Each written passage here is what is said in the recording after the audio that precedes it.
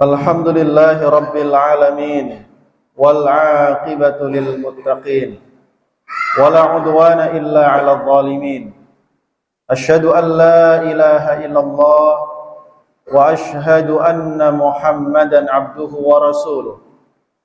Allahumma salli wa sallim wa barik ala nabiyyina wa syafi'ina sayyidina wa maulana Muhammadin wa ala alihi wa ashabihi wa man istanna bi sunnatihi wa da'a bi da'watihi wa jahada bi jihadihi ila yaumiddin.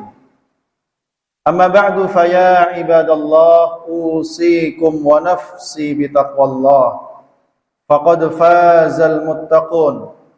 Wa laqad qala ta'ala a'udzu billahi minasy syaithanir rajim. Bismillahirrahmanirrahim. Ya ayyuhalladzina amanu taqullaha wal tanzur nafsum ma qaddamat lighad wattaqullaha innallaha khabirum bima ta'malun. Wa qala aidan wa tazawwadu fa inna khairaz zadit taqwa. Shadaqallahul azim. Masyiral muslimin, jamaah salat Jumat yang dimuliakan oleh Allah Subhanahu wa taala. Di antara bentuk kecerdasan seorang mukmin adalah memanfaatkan sisa umur dan usia yang diberikan oleh Allah kepadanya untuk benar-benar menggapai begitu banyak pahala, kebaikan, keutamaan demi mendapatkan rahmat Allah Subhanahu wa taala, yaitu surga dan ridhanya. Dan di antara bentuk kecerdasan seorang mukmin, maka ia mengetahui manakah di antara amalan-amalan yang begitu banyak yang tentu dia sadar bahwa dia tidak mungkin mengerjakan seluruhnya, namun dia memilih manakah di antara amalan-amalan itu yang meskipun dia lakukan dengan sederhana tapi konsisten, namun dia bisa mendapatkan pahala yang sangat besar dan berlipat ganda di sisi Allah Subhanahu wa taala. Di antaranya adalah kemampuan kita di dalam memprioritaskan di antara satu amalan dengan amalan yang lain. Yang fardu tentu lebih utama daripada yang sunnah. Yang sunnah muakkadah tentu lebih utama dibandingkan sunnah yang lainnya. Apa yang diperlukan dan dibutuhkan hari ini tentu lebih utama daripada yang dibutuhkan beberapa waktu kemudian. Karenanya Imam Al-Ghazali rahimahullahu ta'ala dalam kitabnya Ihya Ulumuddin, beliau menceritakan, datang seseorang kepada seorang yang saleh yaitu Bishr Al-Harith, seorang ulama yang zuhud yang juga dikenal dengan Bishr Al-Hafi. Laki-laki itu mengatakan, "Wahai Bishr, aku bertekad untuk menunaikan ibadah haji." Yang dimaksud adalah ibadah haji sunnah, karena dia telah mengerjakan ibadah haji yang wajib. Lalu dia bertanya, "Adakah perintah yang engkau berikan kepadaku?"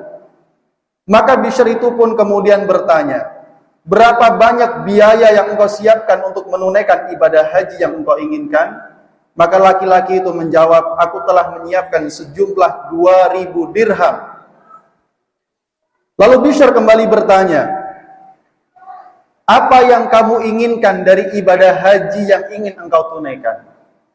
Apakah engkau ingin menjadi seorang yang zuhud? Atau karena engkau merindukan ingin bertemu dengan Baitullah? Atau semata-mata mengharapkan ridha Allah Subhanahu wa ta'ala?"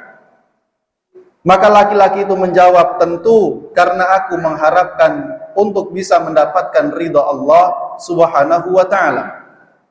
Lalu Bishr pun mengatakan, "Bagaimana jika engkau mampu mendapatkan ridha Allah sementara engkau tetap di rumah, tidak perlu berangkat haji? Lalu engkau infakkan, engkau sedekahkan biaya yang akan engkau gunakan ibadah haji itu kepada orang-orang yang membutuhkan, dan engkau pasti mendapatkan ridha Allah karenanya. Apakah kamu mau melakukannya?" Maka laki-laki itu pun mengatakan, "Tentu." Maka Bishr pun mengatakan, "Kalau begitu, bagikanlah uangmu itu kepada orang-orang yang membutuhkan, Di antaranya orang yang terlilit hutang, berikan kepadanya agar ia mampu membayar hutangnya.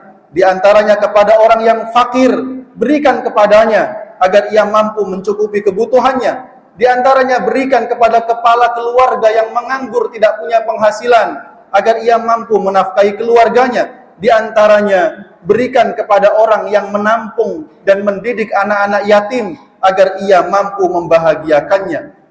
Lalu Bishr mengatakan, sesungguhnya memberikan kebahagiaan ke dalam hati seorang muslim, membantu menghilangkan kesusahan dan kesulitan mereka, membantu orang yang lemah adalah lebih baik dibandingkan 100 kali haji sunnah yang engkau lakukan setelah engkau melakukan haji yang fardu. Ma'asyiral muslimin jamaah rahimakumullah, tentu dari kisah ini kita memahami bagaimana Bishr al-Hafi ingin mengajarkan kepada orang tadi bahwa setelah seseorang mampu melakukan ibadah yang wajib, tentu kita tahu ibadah haji, Rasulullah SAW mengatakan, al-hajjul mabrur laisa lahu jazaa'un illal jannah. Haji yang mabrur tidak ada baginya pahala yang pantas kecuali surga. Tetapi ketika seseorang telah melakukan ibadah haji yang wajib, maka hendaknya ia memfokuskan dirinya untuk melakukan ibadah yang lain yang lebih dibutuhkan baginya. Tentu bukan berarti ini mengecilkan pahala ibadah haji jamaah rahimakumullah. Akan tetapi Bishr ingin mengajarkan kepada laki-laki itu dan kepada kita semua bahwa ketika seseorang melakukan ibadah haji yang hukumnya sunnah, maka pahalanya hanya kembali untuk dirinya sendiri, sementara orang lain tidak mendapatkan manfaat darinya. Tetapi ketika dia memberikan bantuan, sedekah, infak kepada orang-orang yang membutuhkan, berapa banyak jiwa-jiwa yang kesusahan yang dapat dia bantu, berapa banyak orang-orang miskin yang dia bahagiakan, berapa banyak anak-anak yatim yang bisa dia santuni. Bukankah tangan-tangan yang menerima uluran bantuan itu, bukankah hati-hati yang berbahagia karena bantuannya kelak akan dapat menariknya ke dalam surga Allah Subhanahu wa taala? Tentu di sini kita melihat bagaimana Bishr mengajarkan sebuah amalan prioritas, bahwa ada di satu masa di mana sebuah kebutuhan yang amat sangat mendesak, apabila itu dipenuhi oleh seseorang, maka orang itu akan mendapatkan pahala yang besar di sisi Allah Subhanahu wa taala. Ma'asyiral muslimin jamaah rahimakumullah. Pun demikian kita mendapatkan penguatannya dari sebuah hadis qudsi yang diriwayatkan oleh Imam Muslim dari Abu Hurairah radhiyallahu an, bahwa Rasulullah sallallahu alaihi wasallam bersabda, Allah Subhanahu wa taala mengatakan, kata Rasul, wahai anak Adam, sungguh aku telah sakit, tapi engkau tidak menjengukku. Lalu hamba itu pun mengatakan, ya Allah, bagaimana mungkin aku dapat menjengukmu sementara engkau adalah Tuhan semesta alam?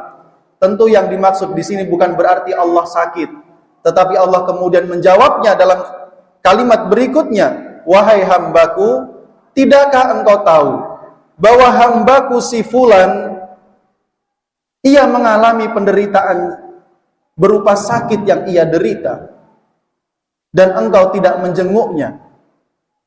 Tidakkah engkau tahu, kalau engkau datang menjenguknya, engkau akan mendapatkan aku ada di sisinya? Maksudnya, kalau engkau menjenguknya, maka tentu engkau akan mendapatkan rahmatku, pahalaku, dan ridhoku. Kemudian Allah mengatakan, wahai anak Adam, aku meminta makan kepadamu, tapi engkau tidak memberikan kepadaku makanan. Ya Rabb, wahai Tuhanku, bagaimana mungkin aku memberikan makan kepadamu sementara engkau adalah Tuhan semesta alam?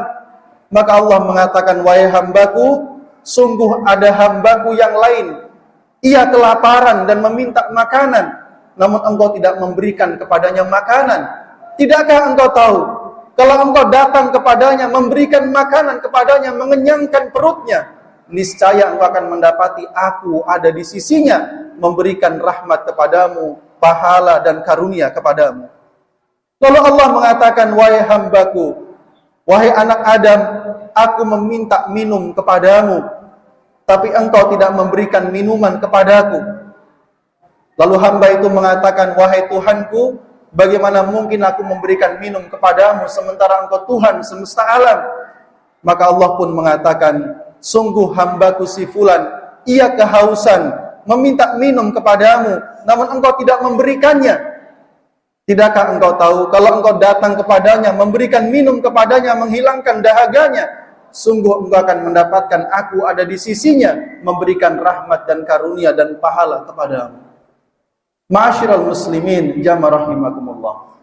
Hadis ini tentu menggugah perasaan kita, bahwa ternyata kebaikan itu tidak hanya ada pada ruku dan sujud di atas sajadah, bahwa kebaikan dan pahala itu tidak hanya dengan memutar tasbih, mengulang-ulang kalimat zikir. Kita mengetahui ternyata kebaikan itu tidak hanya dengan membaca ayat suci Al-Quran, namun ada begitu banyak kebaikan yang Allah sebarkan di seluruh penjuru bumi ini dengan memberikan bantuan dan pertolongan kepada orang-orang yang membutuhkan. Ketika kita mengingat sebuah ayat yang disampaikan oleh Allah Subhanahu wa taala dalam Al-Qur'an surah Al-Hajj ayat 77 dan 78, maka kita akan menyadari tentang hakikat sebuah agama yang kita yakini kebenarannya, agama Islam, agama yang tidak pernah mempertentangkan dengan ibadah ataupun dengan amal sosial dan dengan apapun. Allah berfirman, ya ayyuhalladzina amanu ruk'u wasjudu wa'budu rabbakum waf'alul khaira la'allakum tuflihun wajahidu fillahi haqqa jihadih. Wahai orang-orang yang beriman, rukuklah kalian, sujudlah kalian, beribadahlah kalian kepada Tuhan kalian, waf'alul khair, dan lakukanlah amal kebaikan, lakukanlah amal saleh. Kalau kalian melakukan itu semuanya, mengerjakan ibadah kepada Allah dan memberikan kebaikan kepada sesama manusia dan makhluk Allah, la'allakum tuflihun, mudah-mudahan kalian menjadi orang-orang yang beruntung. Lalu Allah menyambung dengan ayatnya, wajahidu, dan berjihadlah, berjuanglah kalian fillahi, di jalan Allah, haqqa jihadi, dengan perjuangan yang sesungguhnya. Maka semua jamaah rahimakumullah, semua amal kebaikan yang dilakukan semata-mata mengharapkan ridha Allah Subhanahu wa taala, maka ia akan menjadi amal soleh yang kita dapati pahalanya di sisinya. Hari ini saudara-saudara kita di Gaza, mereka masih menjalani ibadah terbaiknya, yaitu jihad fi sabilillah.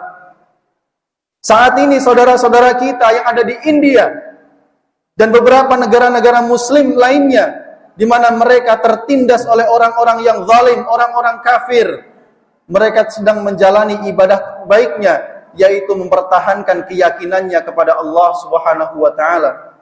Hari ini di negeri kita, di saat begitu banyak saudara-saudara kita yang terlantar, kelaparan, kehausan, sakit dan tidak mampu berobat, terlilit hutang,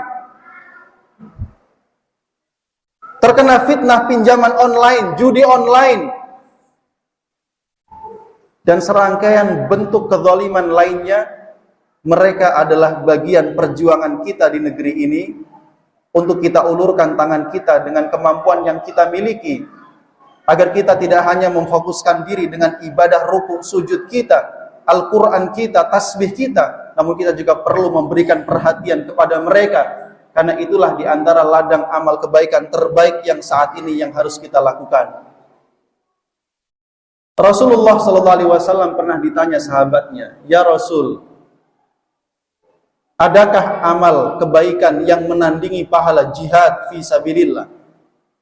Maka Rasul mengatakan, masuklah kamu ke dalam masjid, lakukan sholat sepanjang hari dan sepanjang malam, tanpa pernah berhenti sedetik pun. Lalu berpuasalah engkau setiap hari tanpa pernah membatalkan, dan engkau melakukan itu semua sampai orang yang berjihad itu pulang ke rumahnya. itulah yang mampu menandingi pahala jihad fi sabilillah. Maka orang itu mengatakan, ya Rasul, kalau begitu tidak akan ada orang yang sanggup untuk menandingi pahala jihad fi sabilillah. Karenanya ma'asyiral muslimin jamaah rahimakumullah, selain kewajiban kita kepada Allah, maka kewajiban perjuangan di jalan Allah, membela kaum du'afa, fakir miskin, anak-anak yatim, orang-orang yang kesulitan, termasuk di antaranya panggilan perjuangan di Gaza, Palestina, adalah bagian perjuangan yang kita harus memberikan andil padanya. Kalau kita absen dari itu semua, kelak Allah bertanya kepada kita, apa yang telah kita lakukan di saat saudara-saudara kita menangis kelaparan, di saat saudara-saudara kita menangis kehausan, menangis tanpa tempat tinggal, menangis dengan berbagai macam kesulitan yang mereka alami, kezaliman yang mereka alami. Maka setidaknya kita telah menyiapkan jawaban terbaik kita, ya Allah, aku telah berbuat, meskipun hanya dengan doa-doa yang aku panjatkan, atau sedikit rupiah yang aku sedekahkan, atau sedikit kalimat-kalimat yang aku sampaikan kepada orang-orang di sekitarku, agar mereka turut serta untuk membela saudara-saudara kita dimanapun mereka berada.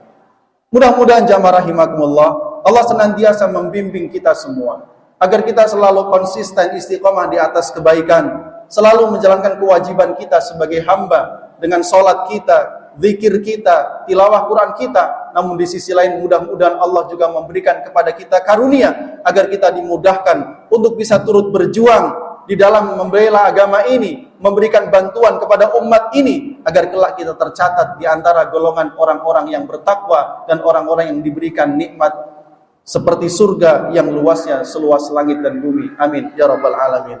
Barakallahu li wa lakum fil Qur'anil azim, wa nafa'ani wa iyyakum bima fihi minal ayati wa dzikril hakim, wa taqabbala minni wa minkum tilawatahu, innahu huwal ghafurur